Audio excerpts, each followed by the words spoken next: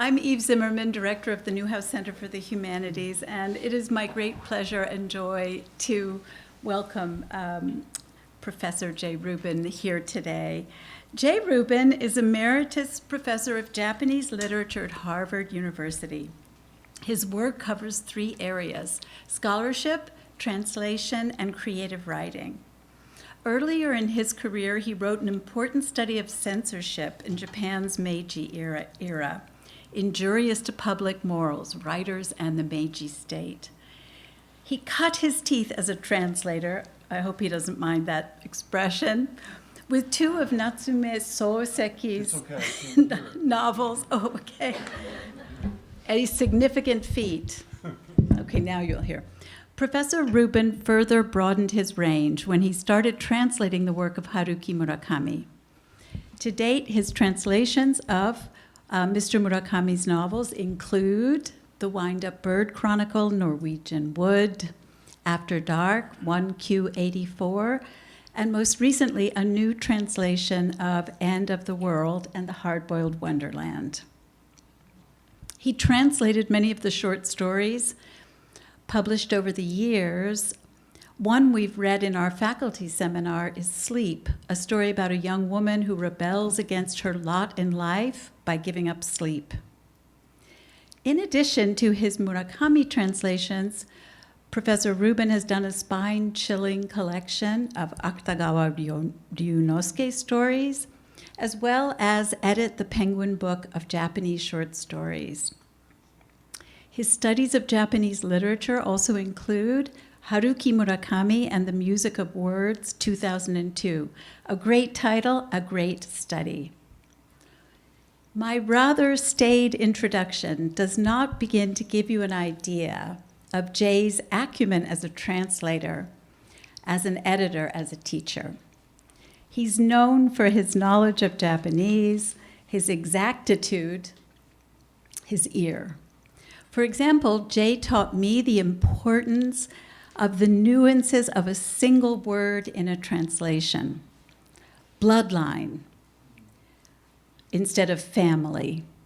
Blood, period, line, period. The visceral impact of the word blood threads through the story I translated, ending with blood that pours from a body. I would have missed it entirely, my one chance to strike the ball, if not for Jay. Jay, now you must fix my botched baseball metaphor. Back to Jay's work. Last but not least, Jay is a talented fiction writer.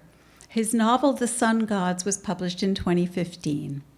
It's the story of how place, class, and outright racism shaped the lives of its characters before Pearl Harbor and the internment of many Japanese Americans in Seattle. Reading the novel, I could quite plainly see why Jay is such an excellent translator. The words beat in just the right rhythm on the page. Today, we have the chance to hear him explain his method as a translator and his madness. Thank you.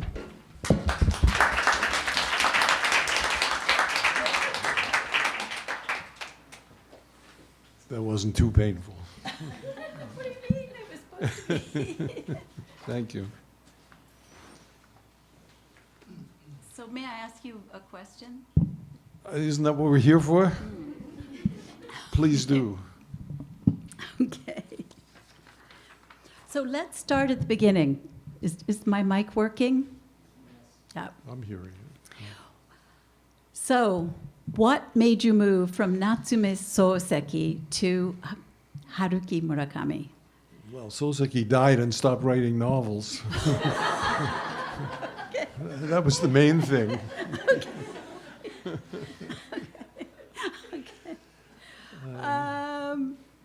Still, it's quite a leap in terms of style and period, all of it. Why? I was trained by Edwin McClellan at the University of Chicago. He's the translator of Soseki's Kokoro. Probably that's the best known translation. And he did Michikusa, also by Soseki. He did Light and Darkness, of Shigenaoya, and he was a real snob as far as what one should translate. One should translate, in effect, classics, things that had stood the test of time, not currently popular literature, not something that you want to translate just because a couple million people are reading it or something like that. And I was a slob. I've been a slob too, but I mean a snob. Snob is what I'm trying to say. I get my L's and N's confused now and then.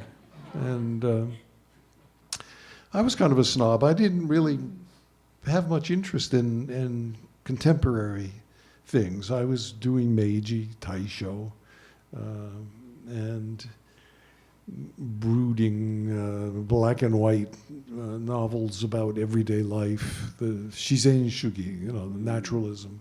And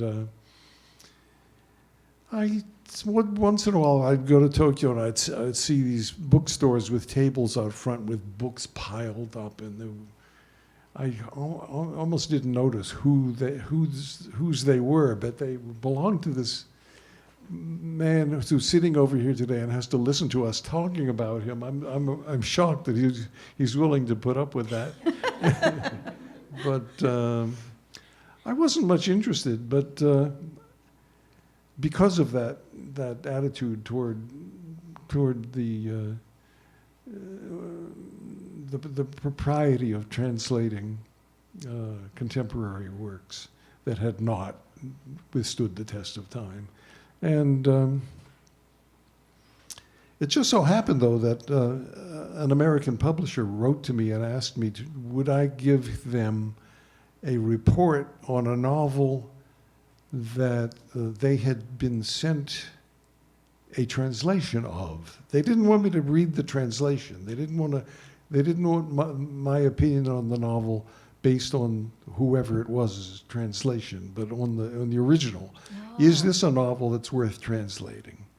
And I figured, what the hell, I can waste a couple of weeks reading this big book and tell them what a piece of junk it is, and that would be the end of it. And it changed my life because I loved the book so much, that I didn't want to read any other author for another 15 or 20 years.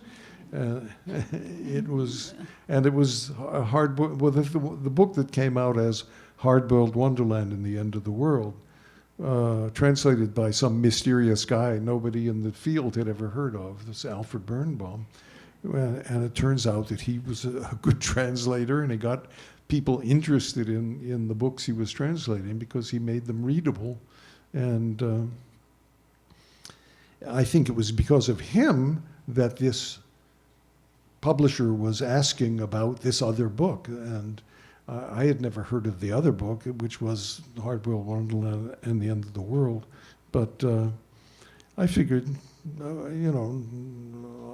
I would take a look at and see what kind of stuff was coming out nowadays, and I just was absolutely blown away by the book. It was especially do people know this book, Hard Boiled Wonderland and the End of the World? Some people in this audience have just read it in a class. Say that again? Some people in this audience have just read it in a class. In English or in the translation. Yeah.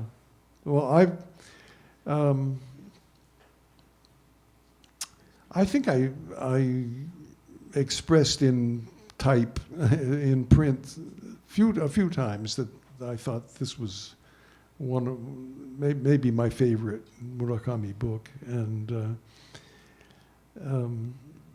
but of course it had been translated, and Alfred did it, and it was perfectly readable. People were reading it, and we went to Japan in what was it, 2018, and we were in a pizza joint with Haruki and Yoko Murakami, and they took me by surprise by saying, "How would you like to do a new translation of this novel?" I think knowing that I was so fond of it because it was the one that got me doing Murakami, and I think literally didn't deal with another writer for at least 15 years, maybe 20, because it just was, I was so carried away by the worlds that he created and wanted to be in them. I remember that when I first finished reading that book, I didn't want it to end. Well, a really great book will do that to you. You don't want it to end. You want to stay inside it. And that was the reaction I had to it. So, of course, by that time, it became clear that, but I forgot about the report. I had to write a report for this publisher, Vintage, as it turns out. I think they're the people who, Vintage is the publisher that carries all the Murakami books in English, in paperback. So I wrote to them and said, by all means, this is a great novel. It should definitely be translated. And if by any chance the translation that you have received is not good, if you don't like it, let me do it. I'd love to do it. And I didn't hear anything for a while. The next thing I knew, they had just simply turned it down. They just didn't want to do it. They didn't want to publish it, and needless to say, they didn't want to have me translate it. They didn't want to be involved with it. And this was back in those days before. Yes. Yeah. So by then I was hooked, though, and I started reading everything I could get my hands on. And especially I loved the short stories. And I read a bunch of those things, and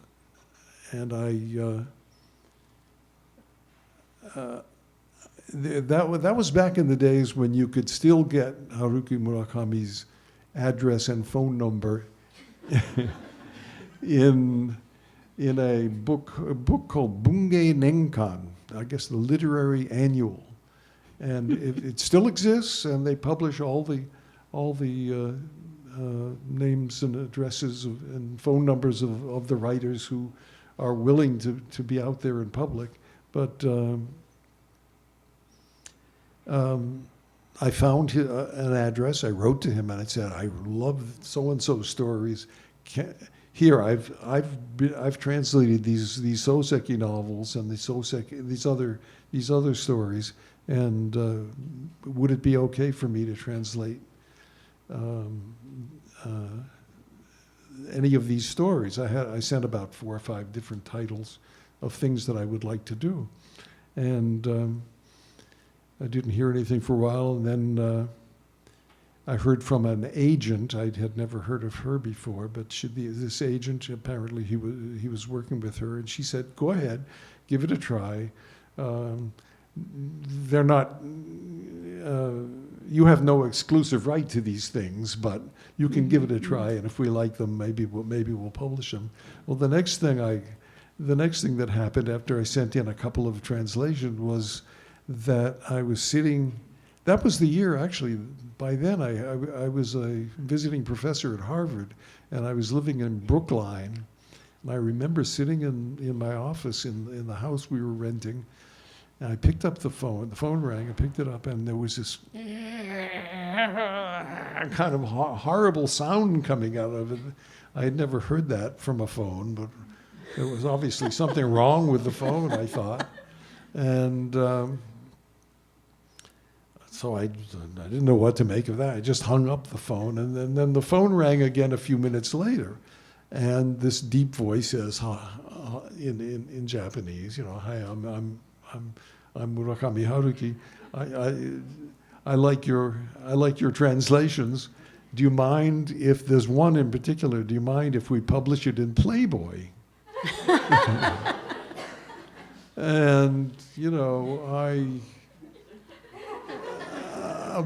I was, as an academic, I was used to publishing things that were read by maybe 12 people at a time, and.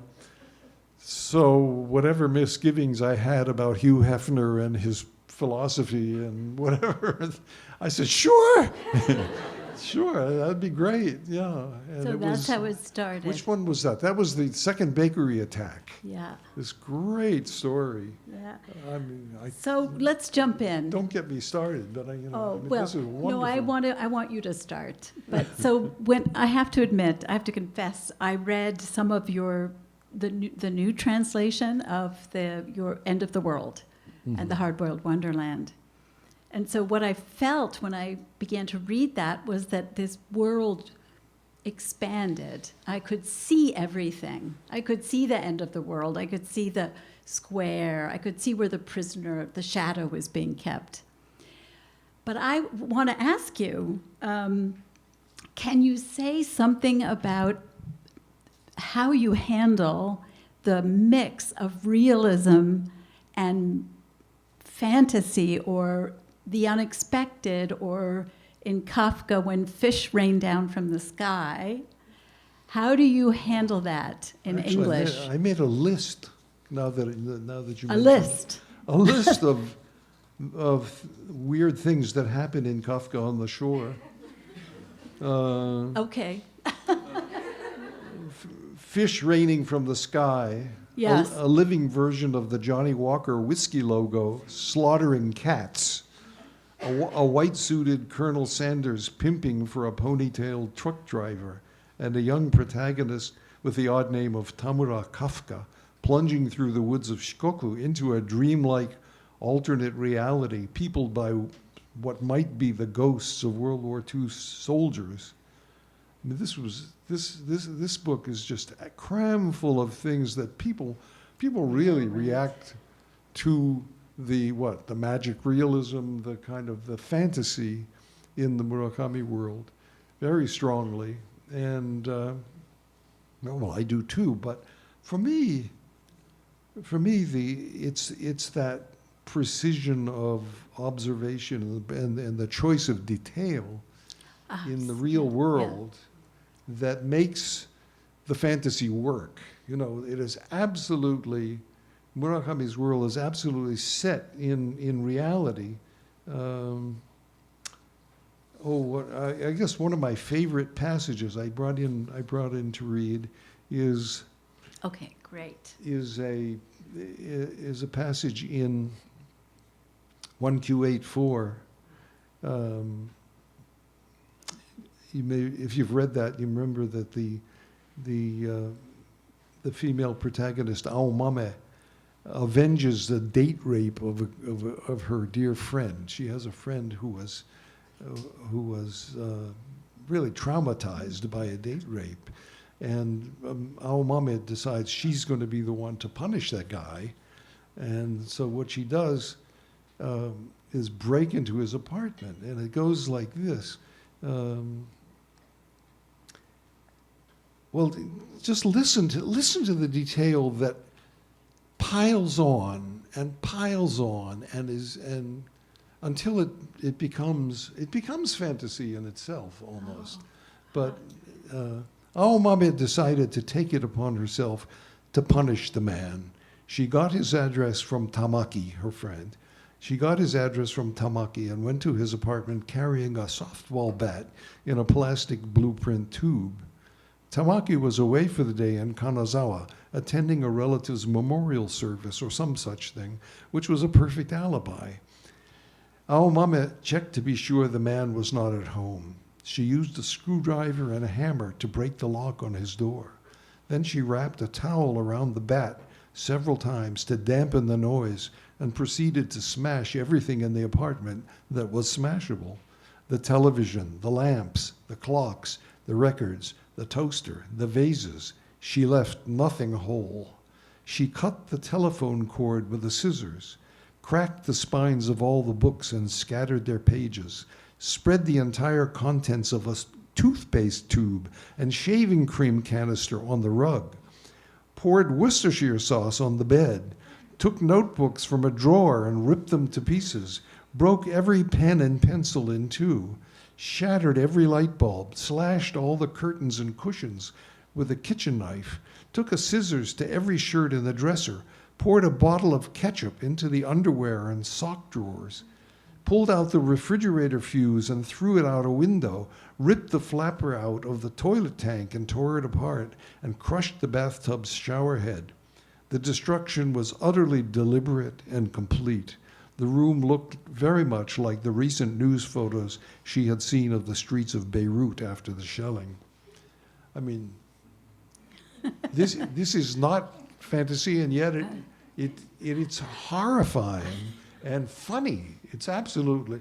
I mean, where does he come up with this?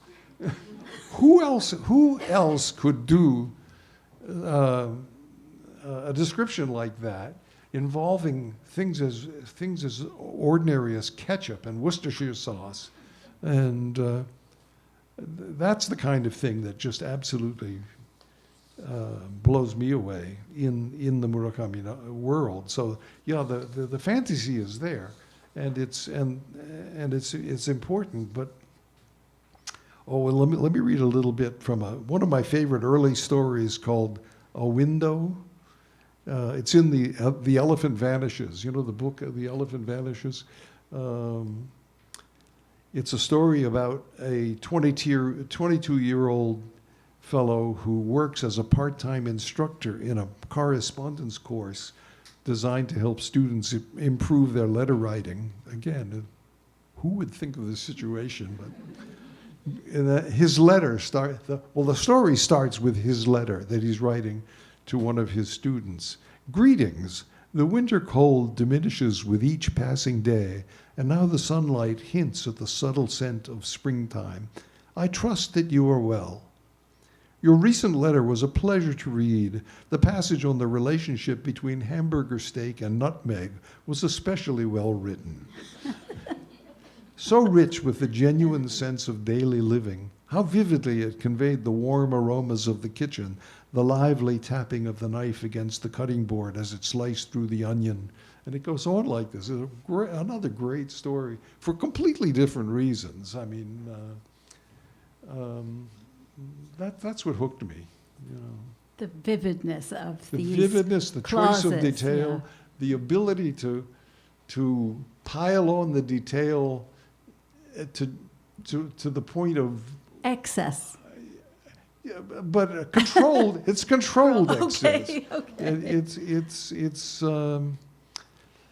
so that's that story of smashing up the apartment. I mean I still have a feeling of reading it with an open mouth, like, you know, I mean it just goes. There's a scene like that in End of the World in the Hard Boiled Wonderland when the thugs come to destroy the apartment. Yeah. I found that painful to read. Yeah, painful to read. Well, just the violence of the and It's there is violent, that violence. It's violent, under. but again, it goes. Yeah. It describes all the different bottles of whiskey that got smashed up by the thugs, and it's great for a very similar reason. Yeah. I mean, I just wonder, this isn't on my list of questions, but there is this kind of suppressed violence in Kafka. In moments it appears suddenly, and having worked on a rather violent author myself, I think it's a different kind of. But are you saying that there's some almost slapstick quality to these scenes? I wasn't saying that, but it's Yeah. sounds like a good point. Yeah, There's something cinematic about them. If there's any one quality in his writing that got me hooked, it was the sense of humor, and the humor is there even in these kind of horrifying moments. Okay. Yeah.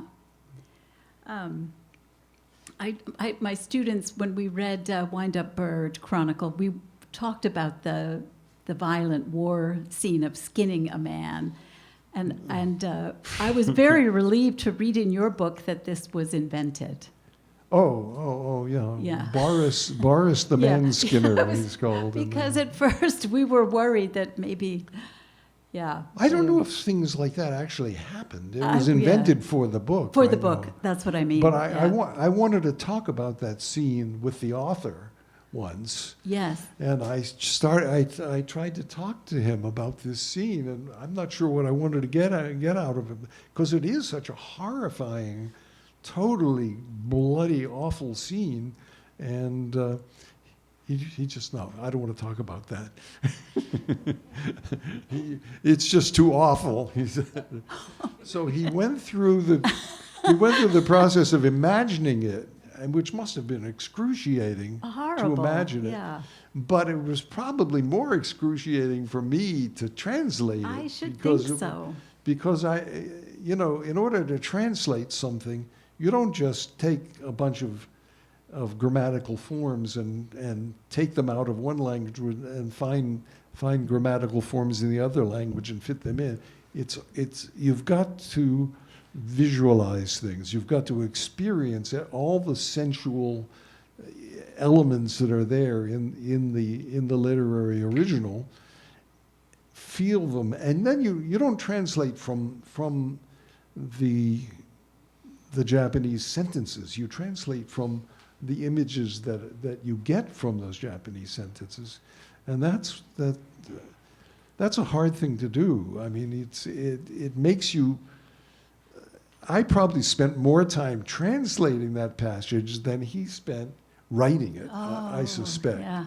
And once he wrote it, he could sort of put it away and not think Right. about it again. But I had to go back day after day to adjust it and one thing or another. And I don't know. You still probably don't want to talk about that scene, I suspect. But Okay, you just admitted something. Can I follow up?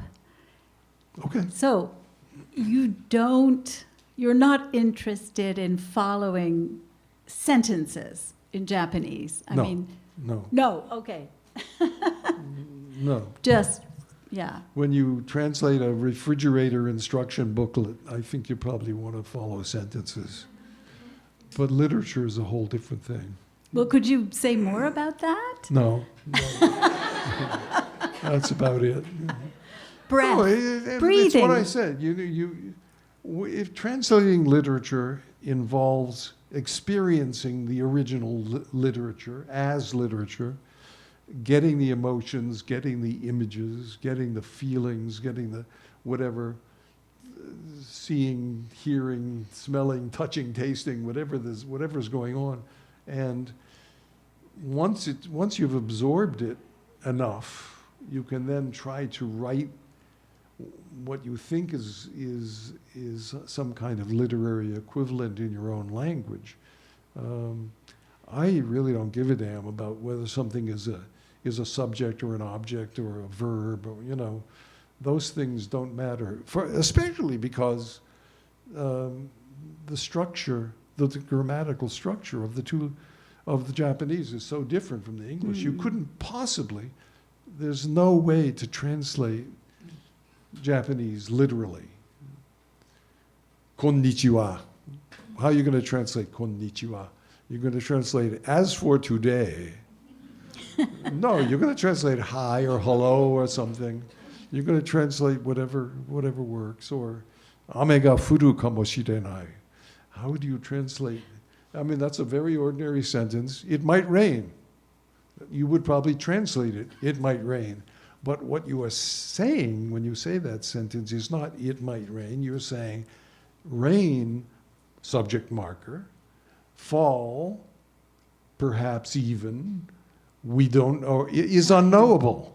I mean, that's what you're saying. Yeah. Well, you make it sound casual, but when I've showed you my translations, you're very meticulous.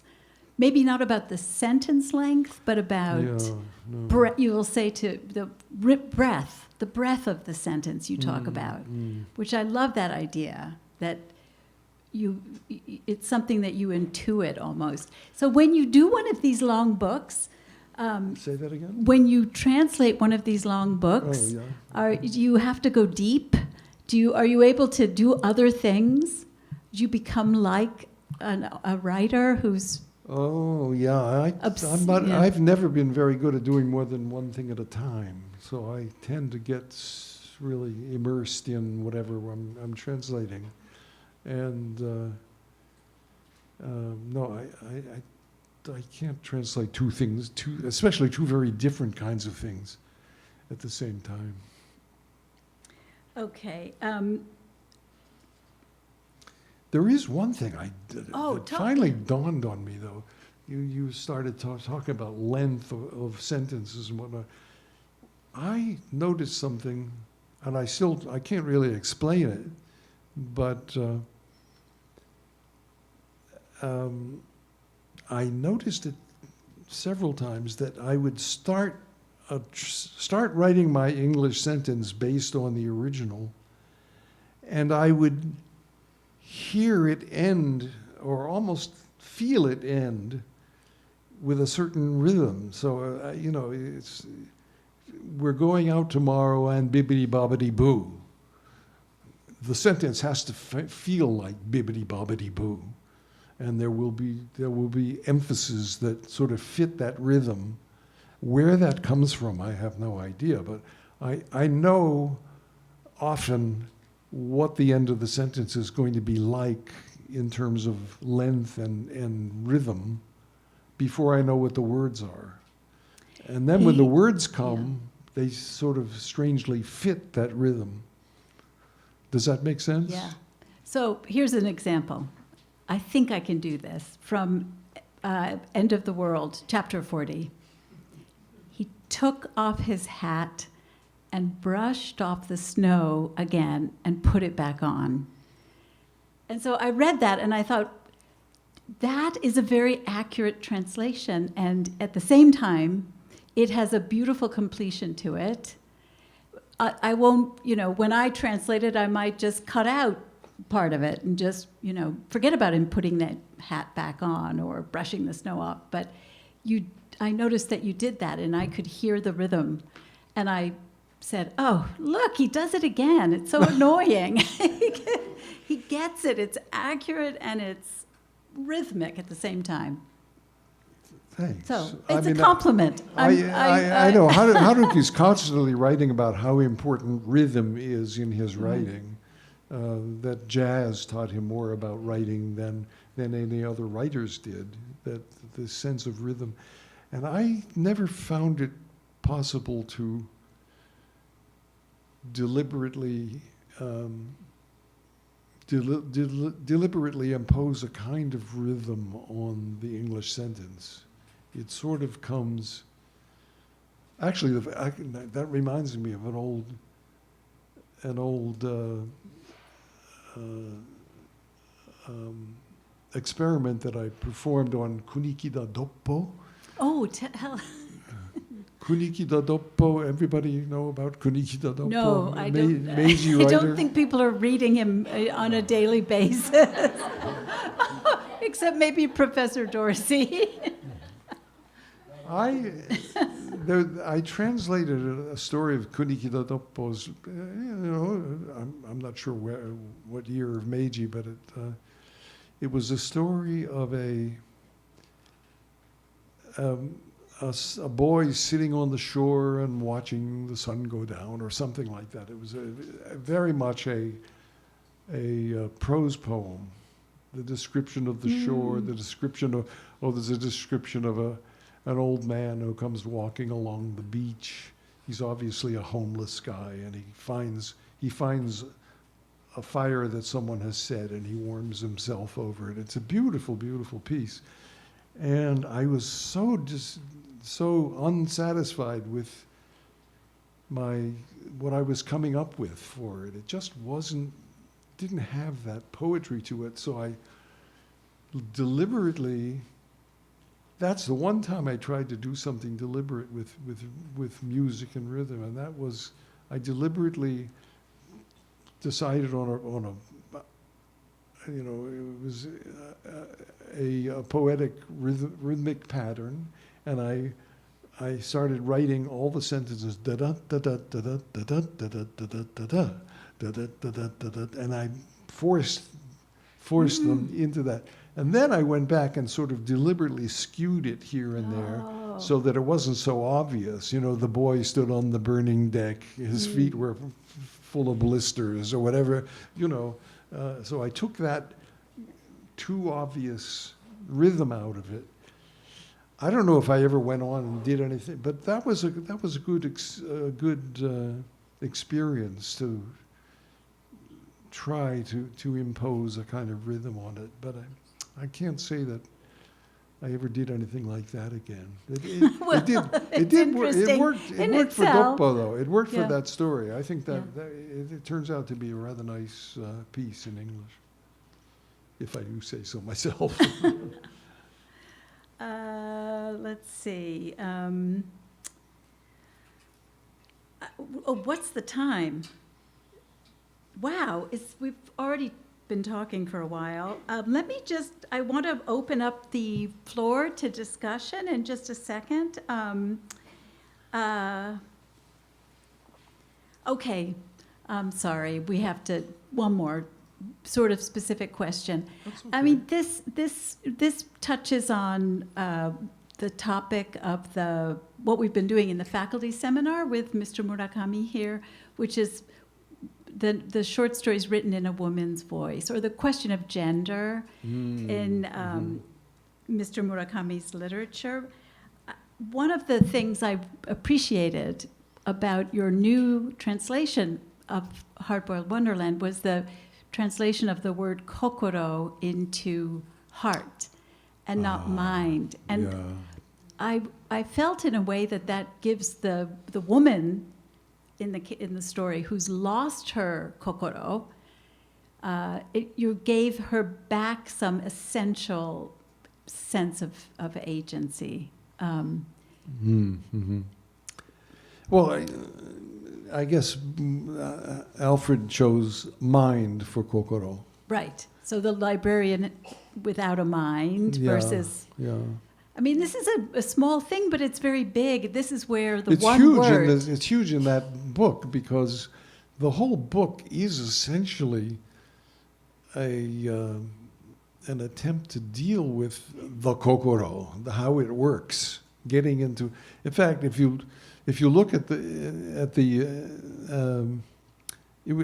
I guess it's in English or in Japanese, the first thing in the book is a map of the town that, the imaginary town that the protagonist goes to, and it's a walled city, or we were just talking about whether it should be city or town. Actually, the new book, by the way, took me totally by surprise. This is Haruki's new novel. It's called Machito Sono Futashikana Kabe. And it has an English title, which is a kindness to the translator. The city and its uncertain walls. And here I've just finished translating hundreds of pages about a machi. Oh. And I've called it town. And that's probably, well, I mean, machi, normally you think of machi as town rather than city. But on the other hand, you call Tokyo te ii machi ne. Tokyo is a really nice town. It can be used in that sense. So once this came out, it made me start to wonder about whether I should change town to city in the new translation.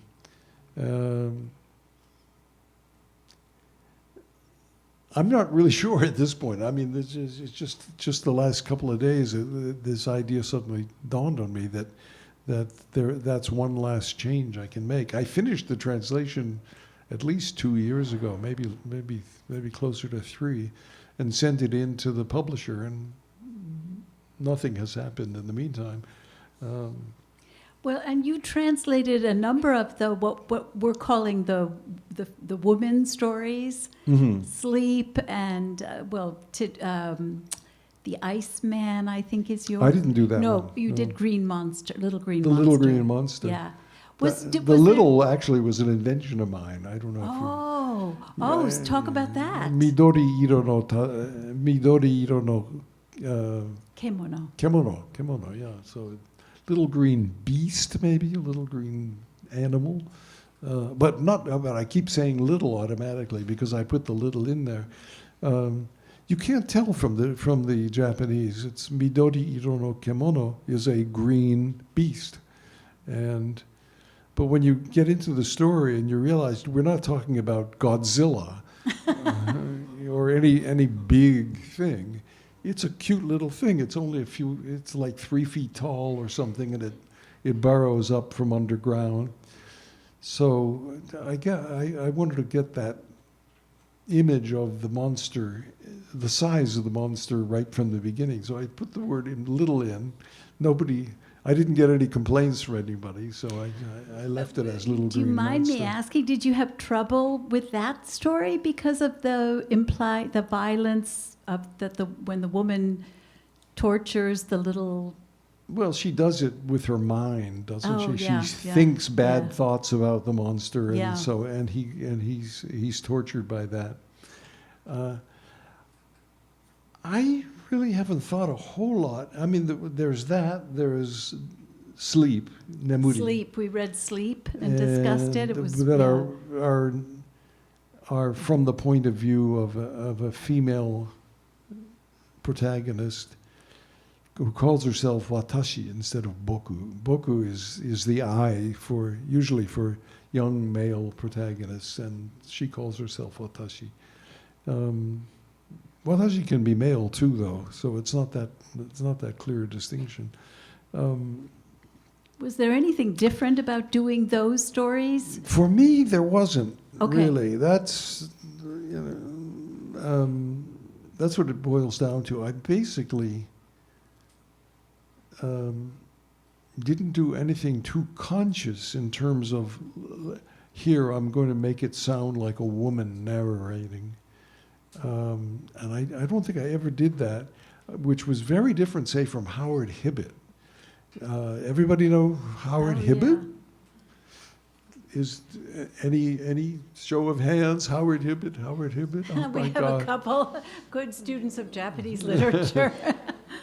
Howard Hibbett was a brilliant translator. He was the professor of modern Japanese literature at Harvard, and also Edo literature. Yeah. But he's the one who did modern literature, and he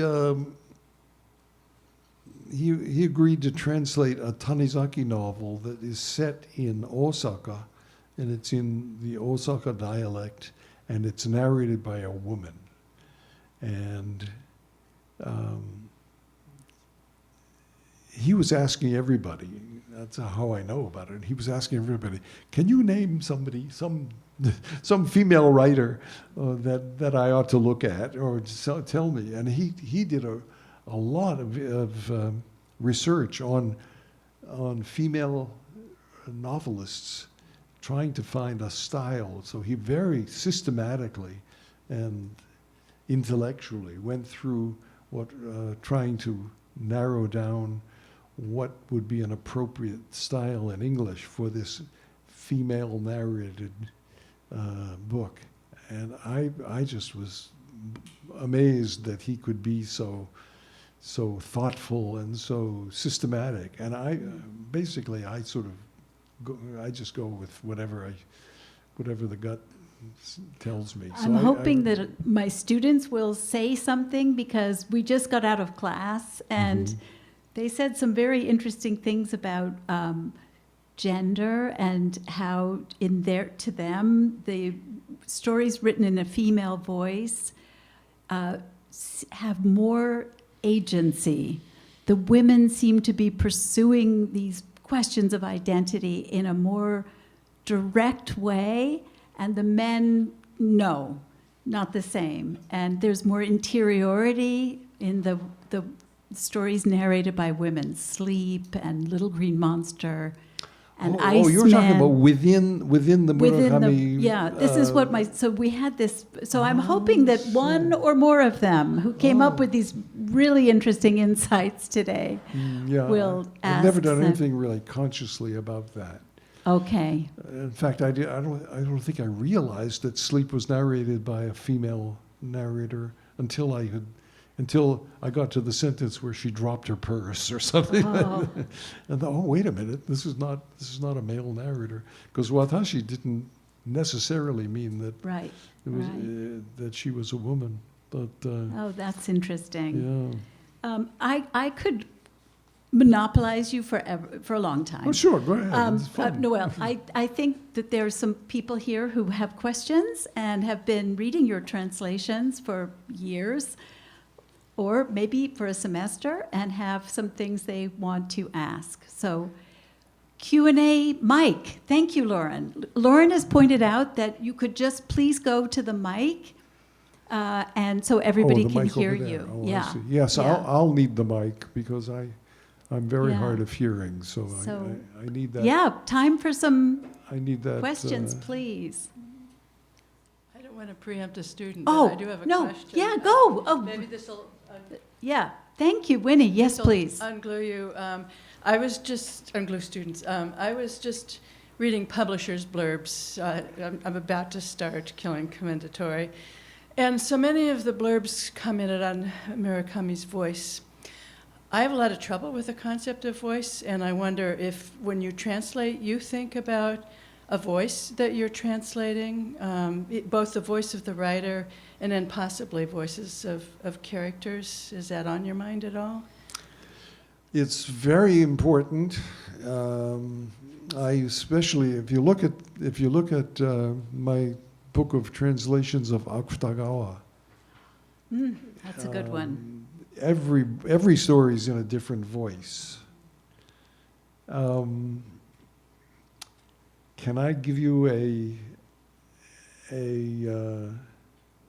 logical explanation of what I did to make those voices different in English? I really can't, I'm afraid. I just wrote what felt right. I guess you use the word intuitive, and I sort of work more intuitively than intellectually. So I know how important those distinctions are, and I just cross my fingers and hope that whatever feels right is going to work. Oh, yeah, could you go to the mic, please? Hi, yeah, whatever works is kind of linked to what I wanted to ask you about. I haven't read your novel yet, and I didn't know that you wrote fiction. Join the club. Sorry for Most people have not read my novel. that. Well, It's a huge percentage of the human race. well, there's one. I'm going to check it out now. I'm very curious about how all your work as a translator has impacted or not impacted your writing of fiction. Do you somehow still feel like you're translating from something? I guess this gets to the question of, does what you write feel Murakami-ish, given the way that Murakami has been in your imagination for so long? Oh, Has that been a great struggle? question. That's a reasonable question, but I wrote the novel before I ever knew about Murakami. So You did? You yeah. mean you had it just sitting around? it was sitting around for 30 years unpublished. Yeah, I tried to find an agent. Nobody would take it. I tried to find a publisher. And it was only after my wife and I moved to Seattle that we started to feel the reality of that experience of the incarceration of Japanese Americans during World War II, because we started meeting people who had been locked up and had real feelings about it. And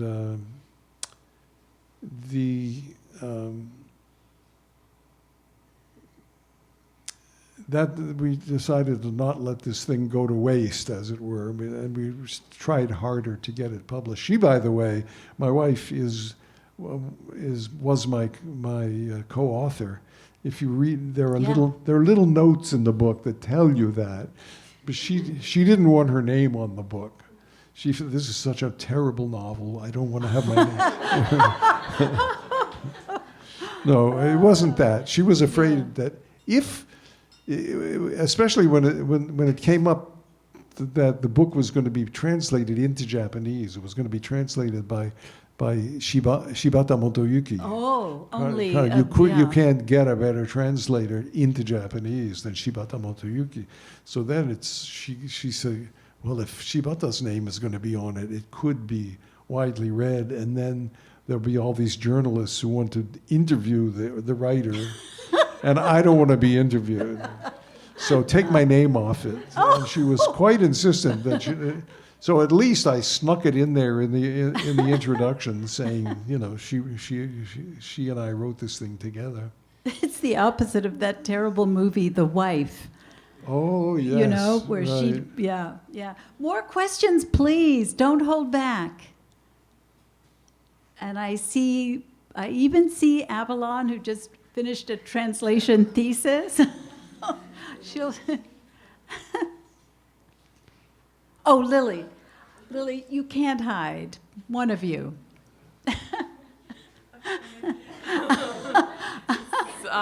Kind of related to the previous questions, but I was wondering, like, sometimes when I'm reading Japanese, I feel it's so hard to capture the magic of it into English, which is, I think, a much less poetic language, should we say? Maybe some people would disagree with me on that, but I was wondering how you, without drastically changing the meaning, cover that distance between the languages.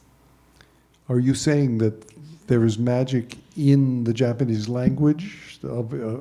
I think so. When I read it, I get certain sentences. I wonder if Zimmerman says he agrees with me, but certain sentences just are so much more magical, and then I translate them directly into English, and I'm like, well, this is accurate, but like not that same level. Yeah. I mean, we are trained to write pretty short sentences. We're told that long sentences aren't so great, and then sometimes you get into these Japanese sentences and they just go on till next Wednesday. Yes. Right? Yeah. Yeah. Well, again, I don't really. I think every language has its own magic. Certainly, Japanese feels different from English in probably all ways. But I guess I don't like to hear it implied that Japanese has a magic and English doesn't. That Japanese is a magical language or a musical language. It certainly is, especially to Japanese people who grow up with it and have this instinctive sense of it. But I don't think you're necessarily going, say, if you're translating from Japanese to English, you're not necessarily going out of a linguistic world that has vibrations and magic about it into one that doesn't have any. You see what I'm saying? Japanese is a language. It's a perfectly good language. You can do all kinds of things with it, but it's a language. It's not a spiritual entity. Yeah, I don't disagree. It just has it's different feelings. I think English absolutely. is more structured Absolutely. in its tone and whatnot. But yeah. Thank you. Anybody else? You don't have any ways to twist their arms from here? Mm-hmm. Oh, here comes somebody. Can I ask a question? Oh, yes. Thank you so much for taking time. My question is about... Loud enough into the you have to microphone, speak. please. Hello, can you hear me? Okay.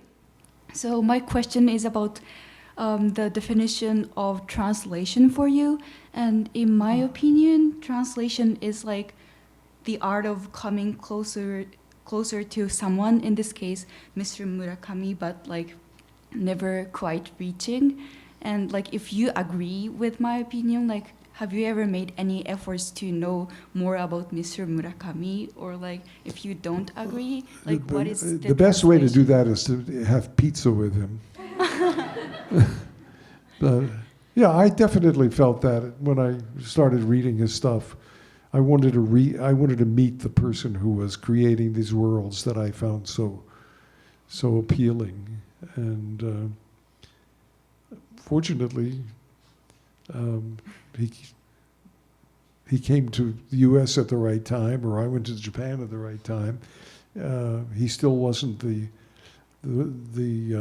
incredible phenomenon that he became, and I could interact with him as a human being instead of feeling that that he was somebody to worship.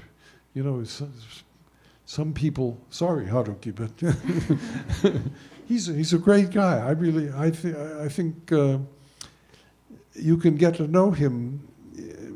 His Boku character, especially in the earlier books, very much like him. Just a person with a lot of intellectual curiosity and honesty and simplicity and all these qualities that appeal when you read his stuff. It's really there. He's not faking it, And but pizza's the best way. Have you had like a pizza with him? At least twice, I can remember. Like, do you love him, or like how do you how do you describe the relationship with Mr. Murakami? I'm sorry, Haruki. What can we do? She's a writer. Why don't you say something about your own writing? It's contemporary writing for sure, because I'm not hearing that. She's a contemporary writer. Because I was Well, born she in must be 2002. contemporary. She's standing right over there. And Yeah, but yeah, I do write, and yeah, I hope you could like translate my work someday. Yeah. Oh, you write in Japanese? Yeah, I am a Japanese, and I was born and raised in Japan. I see. Yeah. Maybe, who knows? So relationship with Murakami. I mean, like, I just want you to kind of describe like how you became that great translator. That's just think very about hard it to in terms, answer. right? How in did I terms of the become? work. In terms of the work. What's that? In terms of the work, you get what Rin is saying is you get so far, this far, and then close, but you never get there when you're a translator. Yeah, I think that's true. Sure. Yeah. Sure. Yeah. The person aside. One danger of talking about translation, I rarely like to. I rarely want to lecture about translation because the temptation is always there to talk about all the wonderful things you've done. Here's how I translated "konnichiwa" in this context, or here's how I dealt with this. So I don't keep a bunch of those things, but there is one story I do like to Please tell boast us. about. Okay. And that is Super Frog Saves Tokyo. Mm-hmm. It's a great story about a 6-foot frog that comes into the life of a bank employee and convinces him that they have to go underground and fight worm to save Tokyo from a big earthquake. And that was. Oh, has anyone seen? There's a new animation film. Yeah. I think Blind Willow Sleeping Blind Women. Willow Sleeping Woman. That's right. It's that was French, used. I think. It's a French. Yeah, a French director. No one's seen. I think it's only been shown in New York in this country. It looks pretty interesting, but. One of the characters in that animation is the frog. Oh, well, I think the frog and Katagiri, the guy from the bank that he enlists to help him fight worm and protect Tokyo from the earthquake. Well, Katagiri comes home at the beginning of the story and walks in, and there's this 6-foot green frog standing in his apartment. Was he cooking at that time? I'm not sure. He was or making soup or something, and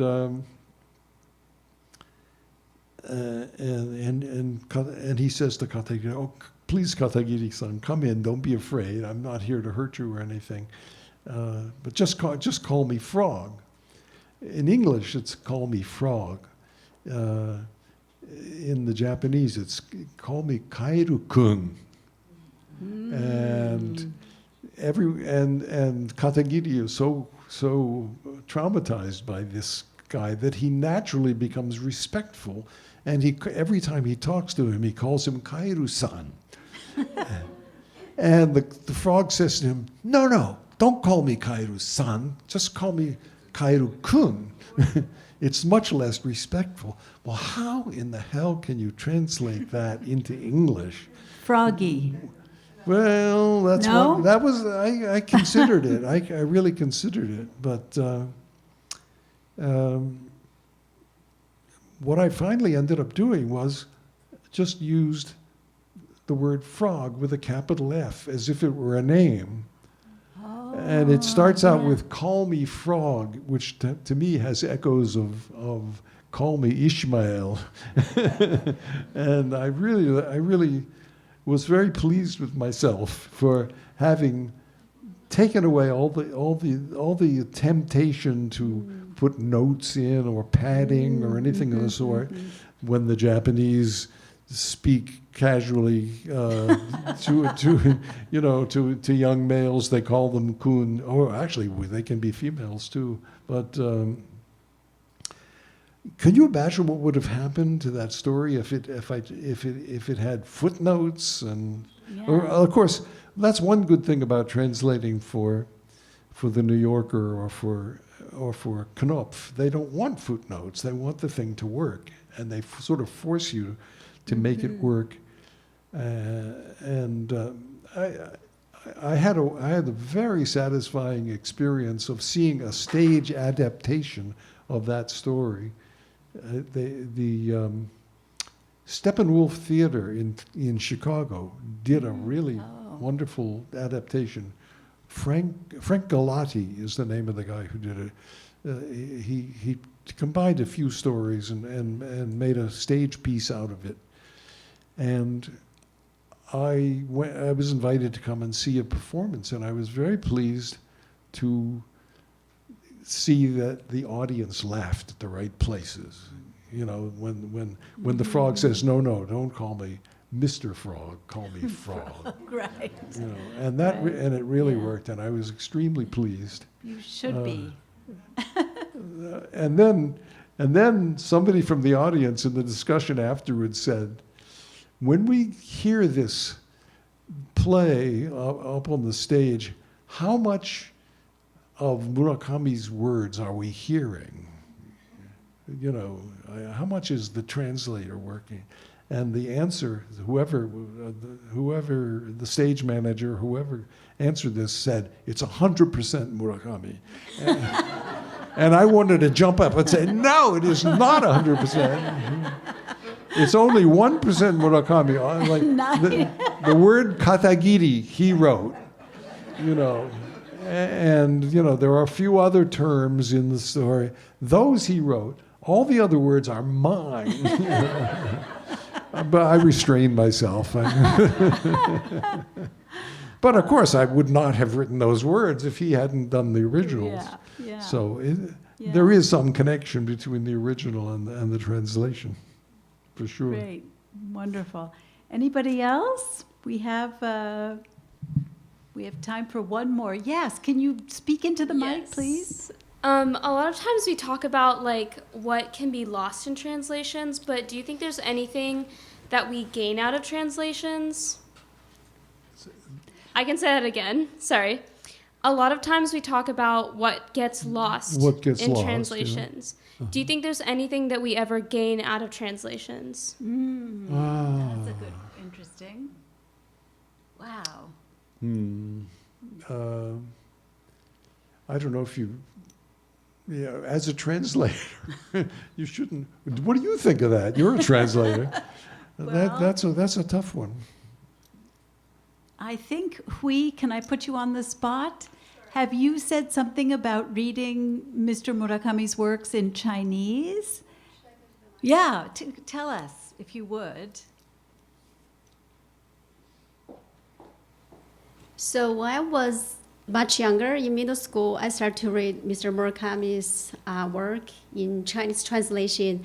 And I, as Chinese native speaker, I noticed that, well, not I noticed, like it's obvious, like for some sentences, we It's don't obvious that what? I didn't hear. for some sentences in his, like the Chinese translation, we wouldn't say that in that way. It's, you can tell it's translation. Then I started to read his work in English in recent years, and I love it. I love it better than Chinese translation because I found like his English translation, some of them are done by you, and it's very poetic and therapeutic to me, like some sentences, like a lot of sentences.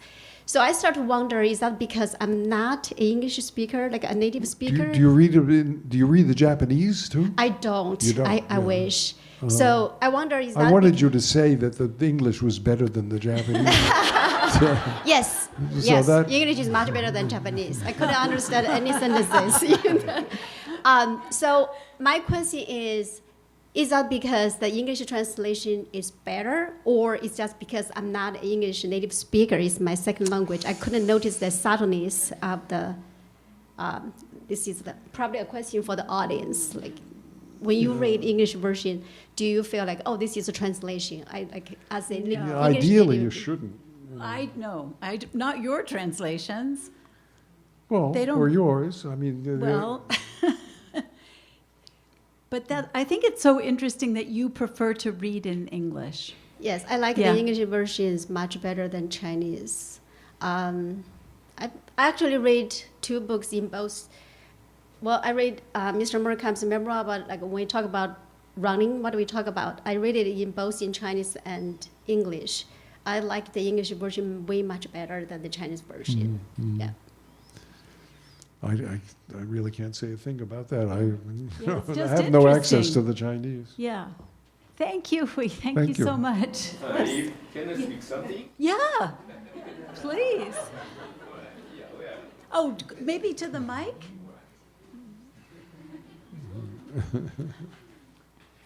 So I have read all the translation by Jay, and every time I start to read, I say to myself that I'm going to find a mistake.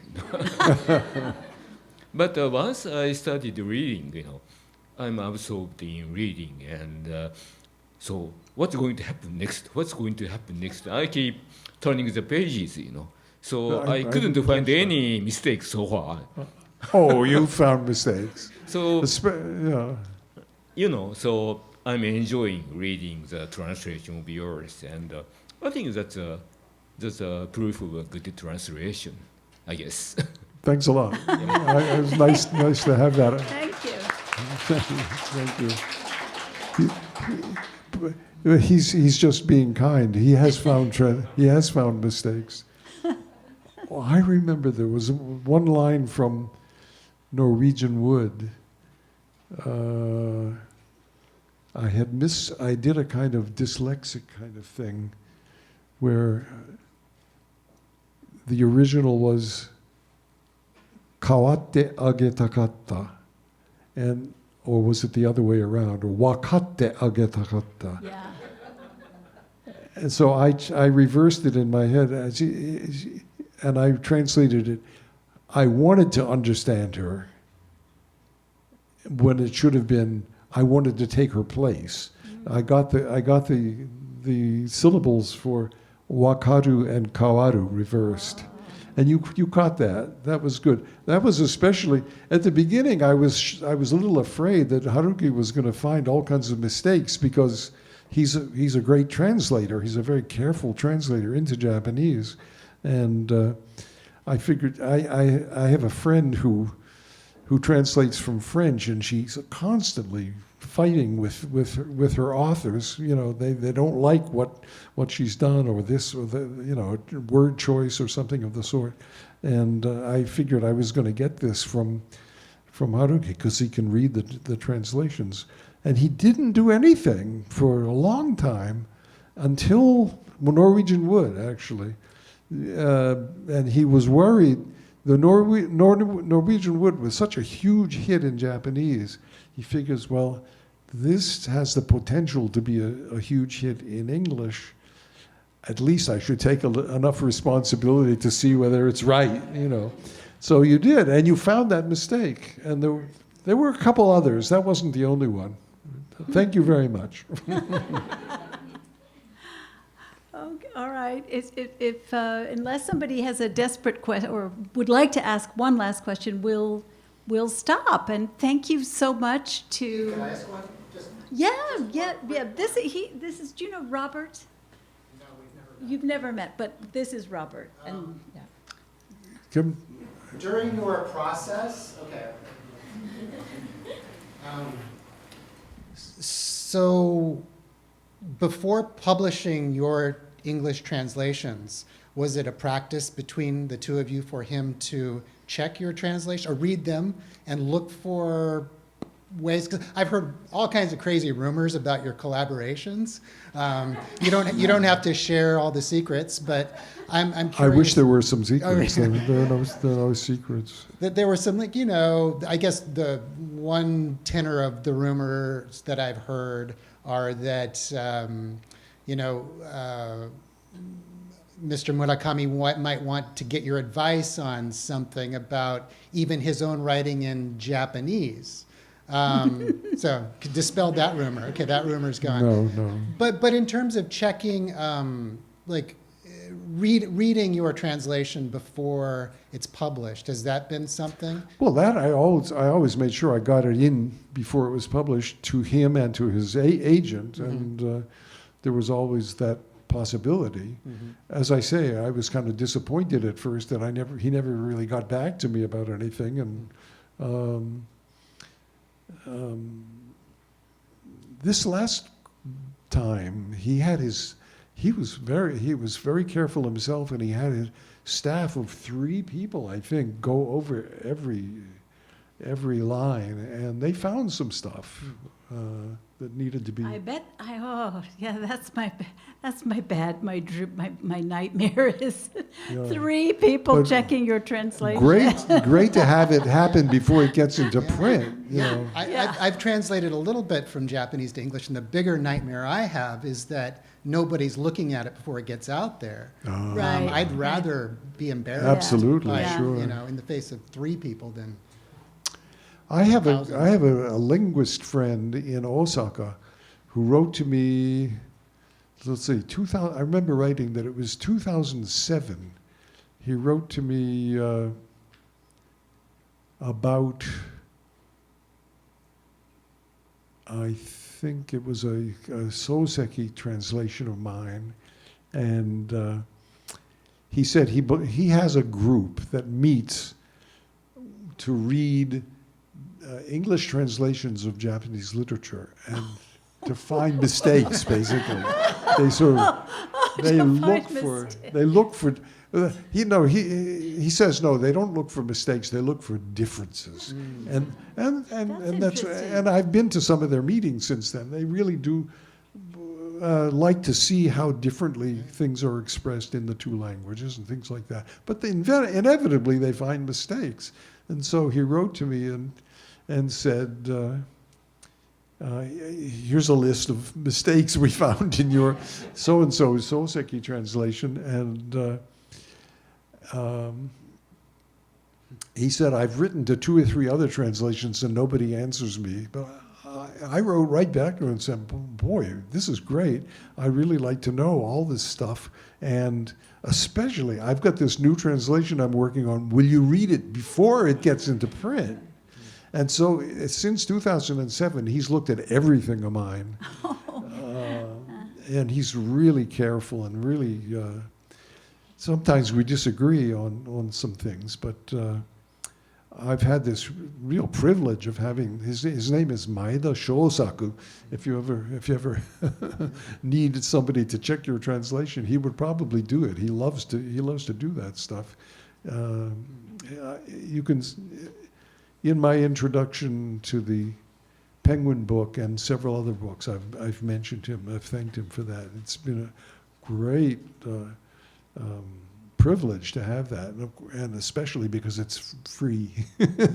It's not like paying somebody to do it. He just does it out of sheer interest in translating, and it's been wonderful. I'd love to get that phone number. Okay. Well, thank you, everybody, for a wonderful afternoon, but especially thank you to Jay for coming.